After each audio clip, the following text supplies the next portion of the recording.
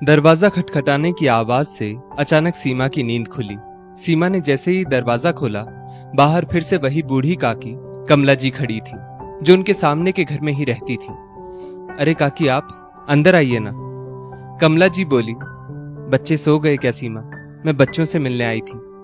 सीमा बोली, हाँ काकी, बच्चे सुबह से खेल कूद कर रहे थे, बस अभी ही सोए हैं। कमला जी बोली, बच्चे उठ जाए तो उन्हें मेरे घर भेजना, मैंने उनके लिए चॉकलेट लाकर रखी है। वैसे चॉकलेट यहीं लेकर आने वाली थी, मगर यहाँ देकर चली गई तो बच्चे घर कैसे आएंगे? सीमा बोली, काकी मैं भेज दूंगी बच्चों को, आप फिक्र ना करो। सीमा को इस घर में आए अभी 15 दिन ही हुए थे। दरअसल सीमा के पति की पोस्टिंग इस बार राजस्थान में स्थित एक गांव में हुई थी, जिस वजह से वे लोग अभी 6 महीनों के लिए यहाँ शिफ्ट हुए थे। कंपनी की तरफ से घर और अंदर की बाकी सारी व्यवस्थाएं भी दी गई थी, इसलिए यहाँ आकर कोई दिक्कत नहीं हुई। दोनों बच्चे भी अभी छोटे थे, इसलिए पढ़ाई का भी ज्यादा बोझ ना था। वैसे उनका मूल घर दिल्ली शहर में था। जब से सीमा यहाँ रहने आई थी, सामने के घर में रहने वाली कमला जी का उसे बहुत सहारा मिला था। कहाँ क्या मिलता है वो सब कमला जी ने सीमा को बताया। गांव के सभी लोग कमला जी को काकी कहकर पुकारते, इसलिए सीमा भी उन्हें काकी कहने लगी। कमला जी सीमा के बच्चों से बहुत प्यार करती थी, जिस वजह से बच्चे भी उनके घर बेझिझक चले जाते।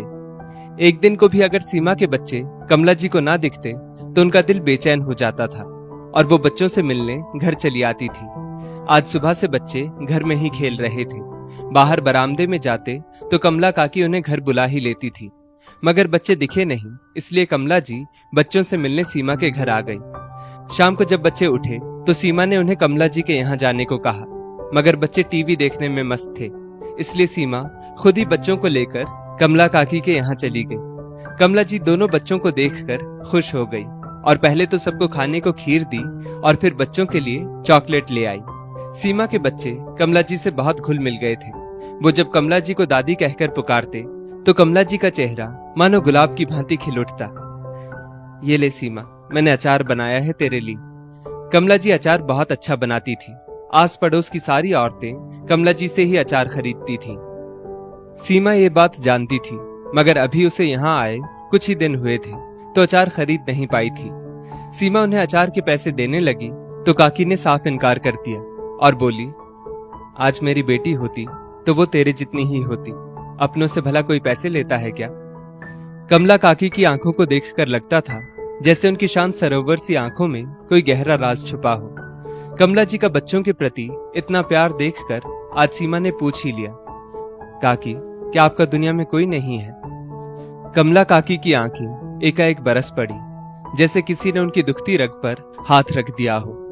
काकी बोली, बेटा भरा पूरा परिवार था मेरा, या है क्या कहूं, कुछ समझ में नहीं आ रहा। बेटा पंकज, बहू मोना और फूल जैसे प्यारे 2 पोता पोती। बेटे पंकज की शादी हुई तो बहू मोना की सुंदरता की तारीफों के पुल बांध दिए थे सभी गांव वालों ने। मोना की सुंदरता देखते बनती थी और व्यवहार भी बहुत मधुर था।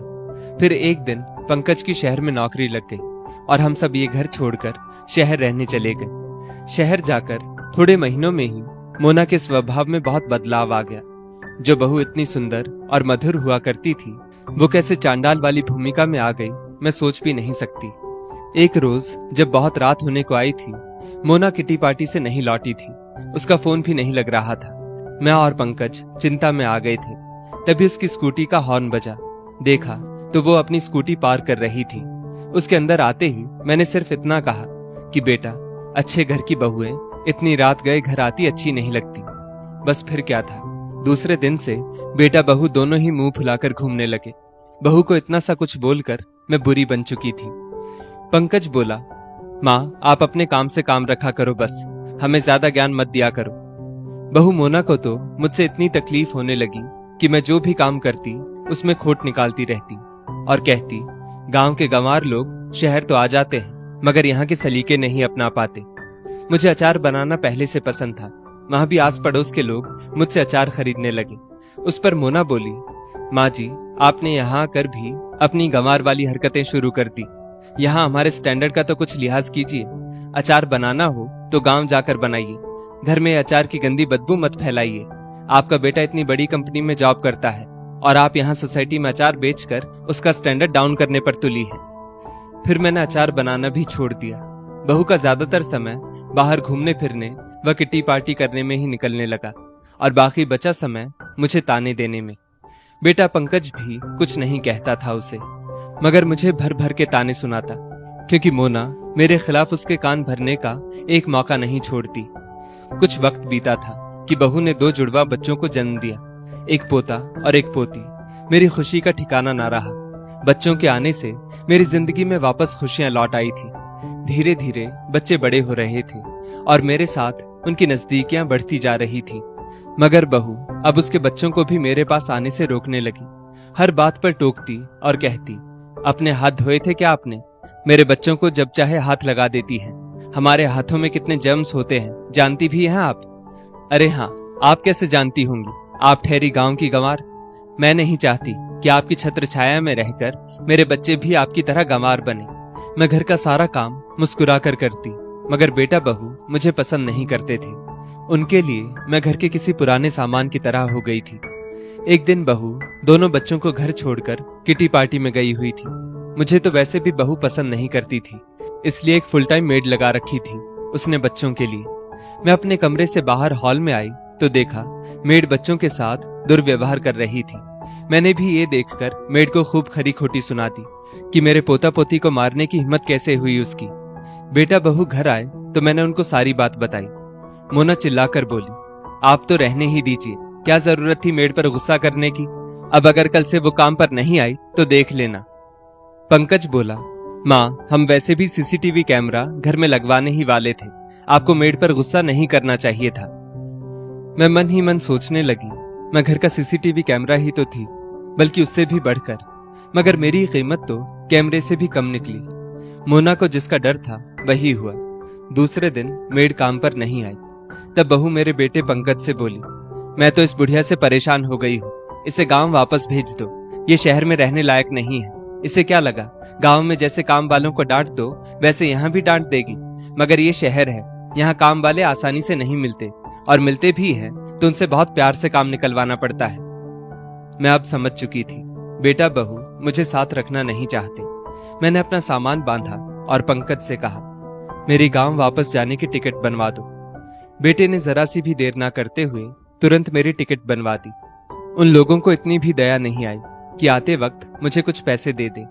मैं यहाँ चली तो आई, मगर मेरे पास खाने का सामान लाने तक के पैसे ना थे। पड़ोसियों ने मदद की, जिससे मैंने अचार बनाने का काम शुरू किया। अचार बेच बेच कर अपनी जीविका चलाती हूँ बेटा। बेटे बहू का एक फोन ना आया कभी मेरा हाल चाल पूछने को। ऐसे समझो बेटा कि सब कुछ होते हुए भी मैं अकेली हूँ इस दुनिया में। तुम्हारे बच्चों में अपने पोते पोती को देखती हूँ, इसलिए उनको देखने मिलने चली आती हूँ। इतना कहकर कमला काकी फूट फूट कर रो पड़ी। सीमा को ये सब जानकर कमला काकी के लिए बहुत बुरा लगा और वो उन्हें ढाढ़स बंधाने लगी। आज सीमा की आंखों में नींद ना थी और वो ये सोचने को मजबूर हो गई थी कि अपनी माँ के लिए एक बेटा बहू इतने क्रूर कैसे हो सकते हैं। कोई अपनी माँ को अपने घर से कैसे निकाल सकता है। दूसरे दिन उसने नाश्ते में पति राकेश को पराठा और कमला काकी के हाथों से बना अचार खाने में दिया। राकेश ने अचार की बहुत तारीफ की। सीमा ने जब अचार खाया तो अचार वाकई बहुत स्वाद था। ऐसा अचार उसने शायद ही कहीं खाया हो। ऐसे लग रहा था मानो जिंदगी में इससे स्वादिष्ट कुछ हो ही नहीं सकता। सीमा के पापा की शहर में अचार पापड़ बनाने की फैक्ट्री थी। उसने अपने पापा मनोहर जी को फोन पर बताया तो मनोहर जी ने उसे अचार का सैंपल शहर भेजने कहा। सीमा ने थोड़ा अचार शहर भेज दिया। फैक्ट्री में सभी लोगों को अचार बहुत पसंद आया। सीमा ने अपने पापा की फैक्ट्री के लिए कमला काकी से अचार बनवाना शुरू कर दिया और उन अचार के डिब्बों पर कमला जी की फोटो और कमला अचार नाम प्रिंट करवा दिया। सीमा ने पहला डिब्बा और पैसे कमला जी के हाथों में रख दिए और बोली, काकी अब थोड़े महीनों में आपको मेरे साथ शहर चलना है। अब तक जो अचार बना बना कर आप यहाँ से शहर भेज रही थी, अब वही अचार आपको शहर की फैक्ट्री में कारीगरों से बनवाना है और आपके रहने का भी इंतजाम हमने कर लिया है। सीमा और उसके बच्चों से कमला जी को इतना स्नेह था कि वो मना नहीं कर पाई। बस कुछ ही महीनों में कमला जी सीमा के साथ शहर आ गई और मनोहर जी की फैक्ट्री में जाकर अपने अनुभव से कारीगरों से अचार बनवाने लगी। अचार की बिक्री भरपूर मात्रा में होती थी, जिससे कमला जी को भरपूर मुनाफा मिलता था। एक दिन अचानक कमला जी को बहू मोना का फोन आया। यूं अचानक बहू के फोन पर कमला जी सकते में आ गई। सामने से बहू मोना रोते रोते कह रही थी कि पंकज का एक्सीडेंट हो गया है। 5 लाख रुपयों में से 3 लाख रुपए तो वो भर चुकी है, मगर 2 लाख रुपए अब भी कम पड़ रहे हैं। कमला जी सीमा के साथ हॉस्पिटल पहुंची और उन्होंने 2 लाख रुपए भी जमा किए। अचार की बिक्री से जो भी मुनाफा होता था वो कमला जी जमा किया करती थी, जिस वजह से आज वो बेटे बहू की मदद कर पाई थी। पंकज और मोना को आज अपनी गलती का एहसास हो रहा था। पंकज के ठीक होते ही दोनों अपनी माँ से मिलने और माफी मांगने फैक्ट्री में पहुंचे। फैक्ट्री में जाकर देखा तो कमला जी सभी कारीगरों को अचार बनाने के निर्देश देने में व्यस्त थी। पंकज और मोना कमला जी के पास पहुंचे और माफी मांगने लगी। उतने में कमला जी के लिए फैक्ट्री का मैनेजर और सीमा केक लेकर आ गए और कमला जी के हाथों से केक कटवाया गया। सभी खुशी से उन्हें हैप्पी बर्थडे बोल रहे थे। बेटे बहू को तो कमला जी का बर्थडे याद तक नहीं था। अपनी माँ का ये सम्मान देखकर दोनों जमीन में धंसे जा रहे थे। कमला जी उन दोनों को अनदेखा कर सभी को केक खिलाने में व्यस्त हो गई। इतने सालों तक अकेले रहने का गम सिर्फ कमला जी जानती थी। पंकज और मोना आकर कमला जी के पैरों में गिर गए, मगर कमला जी ने उन्हें माफ नहीं किया और बोली, अच्छा हुआ जो तुम लोगों ने उस दिन मुझे अपने घर से निकाल दिया, इसलिए आज मैं यहाँ तक पहुंच पाई। आज मैं उसी शहर में हूँ जहां से मुझे ये बोलकर निकाला गया था कि मैं शहरी लोगों के साथ उठने बैठने के लायक नहीं हूँ। मगर जब मैं इन शहरी लोगों से मिली तो ये मुझे बिल्कुल अपने से लगे, बल्कि यहाँ मुझे वो इज्जत मिली जो शायद मैंने सपने में भी नहीं सोची थी। पंकज और मोना सीमा के पास पहुंचे और कहने लगे, आप माँ से कहिए कि वो हमारे साथ आकर रहे। सीमा बोली, अगर बेटा बहू तुम जैसे होते हैं तो मैं चाहती हूँ कि कमला काकी तुम्हारे जैसे लोगों के साथ कभी ना रहे।